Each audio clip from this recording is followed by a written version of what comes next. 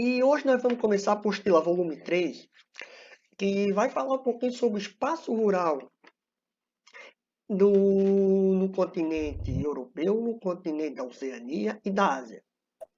Hoje nós vamos trabalhar somente da Ásia, que como que foi esse processo de desenvolvimento da agricultura ou o processo de, do espaço rural. Como é que foi essa transformação do espaço rural? Porque nós sabemos que a transformação do espaço rural do continente da Oceania e também de todos os continentes não foi uma tarefa simples. Foi preciso alguns séculos, podemos dizer assim, e alguns períodos muito longos, para o homem conseguir se desenvolver. E lembrando que em algumas áreas houve a facilidade do tipo de relevo e o tipo de clima. Já em outras, não. Em outras, o frio foi predominante, então não tinha como se ter um bom desenvolvimento da agricultura. O relevo muito acidentado, o tipo de solo. Então, houve algumas áreas que teve uma facilidade para desenvolvimento da agricultura, outras não. E quando nós falamos de espaço rural, nós estamos falando tudo que vai nos remeter ao campo. Claro que vai se passando os séculos, nós começamos a perceber que essas mudanças elas começam a acontecer de uma forma mais rápida.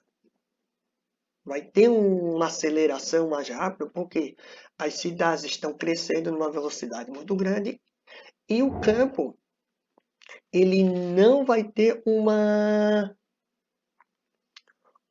e o campo, bom dia. E o campo ele não vai conseguir suportar todo mundo. Então as pessoas saem do campo, muitas vezes por oportunidade de emprego, renda, ou até mesmo a substituição dessas pessoas pelas máquinas. Ali na página 3, nós temos a agricultura itinerante da região no sul e no sudeste da Ásia. Quando nós falamos de itinerante, nós estamos falando de quê? É uma coisa itinerante. Que muda de lugar constantemente. Isso. Itinerante é isso mesmo, Maria. Muda de lugar constantemente. Em um período está ali, em outro período está em outro lugar. Lembrando que essa cultura itinerante, principalmente no sul e no sudeste da Ásia, ela é milenar. Significa dizer o quê? Que ela já é muito antiga. Já é muito antiga esse tipo de agricultura. E outro fator, ela tem o uso racional da terra. Quando se fala, bom dia, meninos e meninas. Quando a gente fala uso racional da terra, nós estamos falando assim, ó, que nós vamos utilizar a terra de uma forma onde nós vamos poder plantar para nós não degradar o meio ambiente e também para não degradar a característica do solo, a produtividade. Quando se fala isso, aí nós vamos nos remeter aos indígenas. Os indígenas, assim que os portugueses chegaram na América, eles não entendiam por que os portugueses plantavam na propriedade inteira. Porque o indígena ele plantava numa parte e deixava a outra descansando. Por quê? Porque ele sabia que se ele começasse a plantar na propriedade inteira, a produtividade ela ia começar o quê? A cair. Não ia ter uma boa produtividade. No primeiro, segundo, terceiro ano, tudo certo. Dali em diante, ia começar a ter o quê? Problemas relacionados à produtividade. Só que os portugueses falaram para os indígenas que vocês não sabem nada, quem sabe é nós que somos da Europa. Então, começaram a utilizar toda a propriedade e aí começa a ter prejuízo na produção, porque o solo ele não vai ter tanta fertilidade. O solo ele não vai responder de uma forma certa ou correta às culturas que se vai plantar. E aí começa a ter problemas relacionados à produtividade. Beleza, mas junto com isso, nós temos a perda da biodiversidade. Nós vamos ter prejuízo em relação à produtividade, à biodiversidade. Quando a gente está falando de biodiversidade, nós estamos falando de plantas e animais. Nós vamos começar a perder essa biodiversidade. E lembrando que o homem ele tem um papel fundamental nesse processo. Quando eu estou falando para vocês que ele tem um papel fundamental, ele pode acelerar esse processo da perda da biodiversidade. Quando muitas vezes ele vai lá e faz queimadas, retira a vegetação nativa e planta vegetações exóticas. Então, o homem ele tem um papel fundamental e que muitas vezes esse papel ele deixa de lado. Onde ele quer somente o lucro, onde ele quer somente obter vantagens. Mas ele esquece que ele tem que cuidar do solo, porque é o solo que está dando sustento para a agricultura. É claro que as técnicas, no passar do tempo, elas vão modificando. Mas só que essa modificação não chega para todo mundo no mesmo período. Para algumas pessoas ou para alguns grupos, chegam mais rápido. Para outros, chegam mais devagar.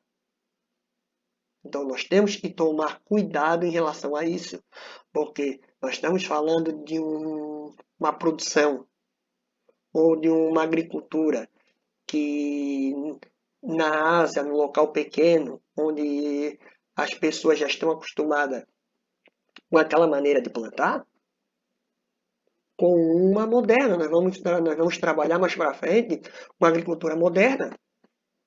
A agricultura moderna, nós vamos ter tratores, nós vamos ter semente modificada, geneticamente modificada, onde a produtividade vai ser muito maior. Mas nós não podemos deixar de esquecer isso aqui, ó, porque eles estão nessa agricultura moderna porque passaram por aqui primeiro. E junto com essa agricultura de milenar, nós temos a chamada agricultura de jardinagem. Essa agricultura de jardinagem que nós temos é aquela agricultura onde nós temos alguns exemplos aqui na apostila, lá no Vietnã. Como que essa agricultura de jardinagem? É uma agricultura em áreas íngremes, em morro. Também é uma agricultura milenar. E a produção que mais se produz nesse tipo de agricultura é o arroz. Os portugueses, quando chegaram nas Américas, principalmente na América Central e na América do Norte, se depararam com três civilizações que eles pegaram algumas ideias, que são os maias, os incas e os astecas. Os portugueses e os espanhóis não conheciam a agricultura de jardinagem, ou seja, de patamares. Eles aprenderam e levaram para a Europa. Porque na Europa não é em todos os lugares que é plano, que é bom para se plantar. Na Europa o relevo também é muito acidentado.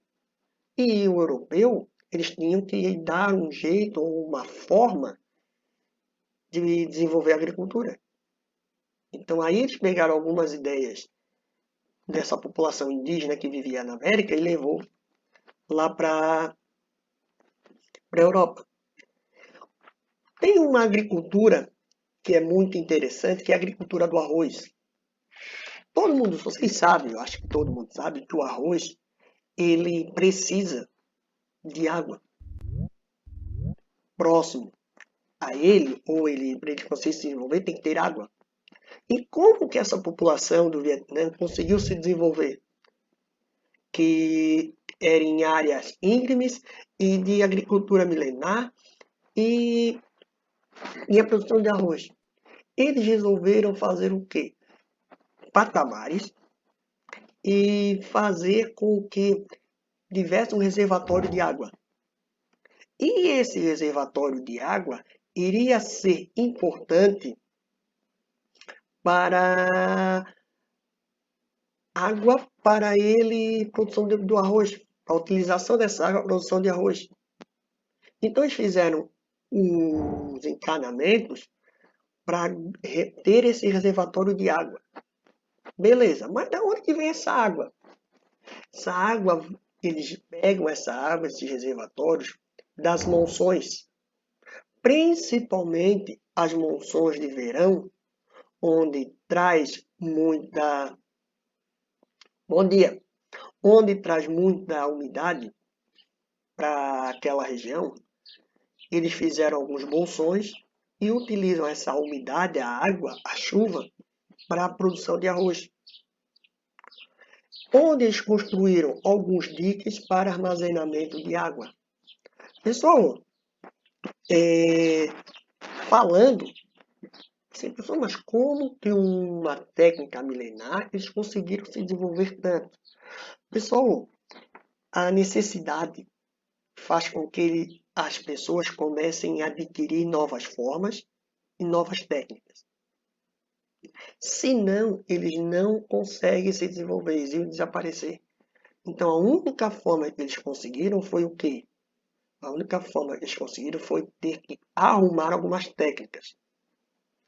E a população do Vietnã, principalmente essa de jardinagem, que nós temos ali na página 5, 2 imagens, mostra isso. Ou eles tinham que arrumar uma forma de se adaptar ao relevo e ao ambiente, ou eles tinham que sair dali. Não foi do dia para a noite. Demorou um período até se adaptar? Demorou um período. Porém, esse período, com o passar do tempo, eles conseguiram novas técnicas.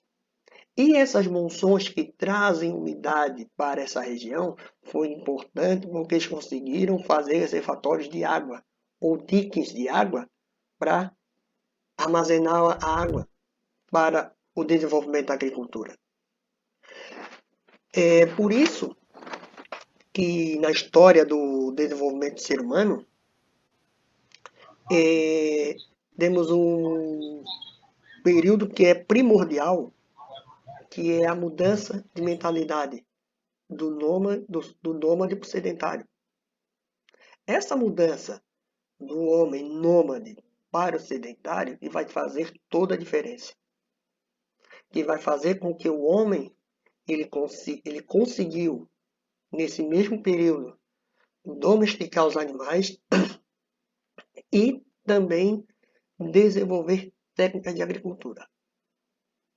Não que ele não sabia, ele sabia, só que ele ainda não tinha ainda conseguido, de uma forma geral, juntar os dois. E aqui, alguns lugares vocês vão encontrar de jardinagem também curva de níveis. A agricultura de curvas de níveis. Que agricultura de curva de níveis é essa? É porque eles vão pegando os níveis do morro e vão recortando o morro bonitinho para ficar todo mundo no mesmo nível.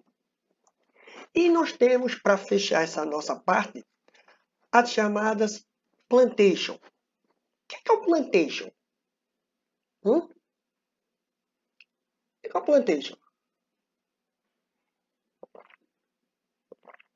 Ninguém sabe o que é o plantation? Não é uma plantação de uma só espaço. Isso, um só. Exatamente. Quem fazia muito isso Eram os europeus, Durante o período colonial, isso, no período colonial. Principalmente dos portugueses no Brasil.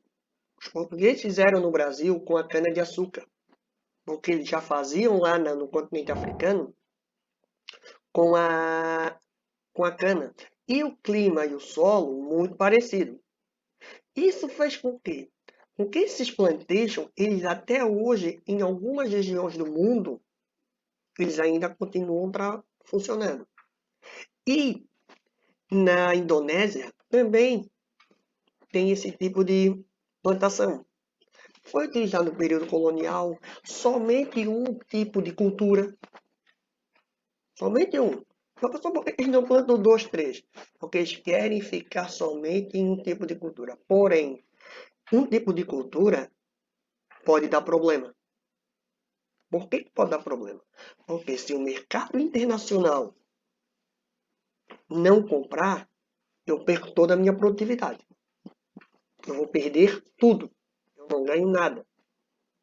Então, temos um problema. Também é utilizado em curvas de níveis, nessa região do plantation. E nós temos algumas atividades que merecem destaque, que é a silvicultura de seringueiras, que é utilizada para um tipo de óleo de dendê. E nós temos a perda da biodiversidade. Pessoal, quando aqui a gente fala de perda da biodiversidade, aqui nós estamos falando da agricultura, eu estou dizendo para vocês o seguinte, eu vou trazer uma planta de outro lugar, vou plantar no local da minha vegetação original para me obter lucro. Nesse processo todo eu vou perder a minha biodiversidade. Por que eu vou perder a minha biodiversidade? Porque eu estou colocando uma planta que ela não é nativa.